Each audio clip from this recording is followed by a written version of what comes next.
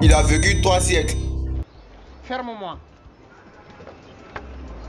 Si t'es pas encore abonné à moi, abonne-toi. Aujourd'hui, je t'explique cette histoire-là. Il parle bien évidemment de Atta Madoua Émile. C'est un Ivoirien, il est né à Lakota. Selon ses documents administratifs de l'époque là, il est né en 1877. Ça veut dire que quand lui il est né là, la Côte d'Ivoire n'était pas encore un pays, c'était un groupement de royaumes indépendants. Ça veut dire qu'il avait 7 ans en 1884 quand les Blancs étaient en train de faire la conférence de Berlin. Pour ceux qui ne savent pas, la conférence de Berlin, c'est la réunion où les Blancs ont commencé à partager l'Afrique comme gâteau là. En 1893, il avait 16 ans. C'est en ce moment la Côte d'Ivoire est devenue officiellement colonie française. Ça veut dire qu'il avait 27 ans quand on frappait nos parents pour tracer la ligne ferroviaire Abidjan-Niger en 1904. Ça veut aussi dire qu'il avait 28 ans quand Oufou est né en 1905. Ça veut dire qu'il avait 37 ans lorsqu'on mobilisait les tirailleurs ivoiriens pour aller faire la guerre mondiale en 1914. Ça veut dire qu'il avait 62 ans en 1939 lors de la deuxième guerre mondiale. Ça veut aussi dire qu'il avait 83 ans lorsque la Côte d'Ivoire a eu son indépendance en 1960. Ça veut dire qu'il avait 115 ans lorsqu'on prenait notre première canne en 1992.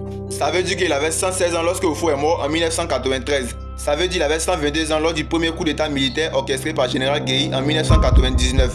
Ça veut dire qu'il avait 138 ans lorsqu'on prenait notre deuxième canne en 2015. Il avait 146 ans lorsqu'on a remporté notre troisième canne en 2023. Atta Madoua Émile est décédé en avril 2024 à l'âge de 147 ans. Je vous dis un truc, c'est pas d'oyen. À 147 ans, il laissait sa canne en piste souvent et puis il marchait par le champ. Tout ça là va finir quand?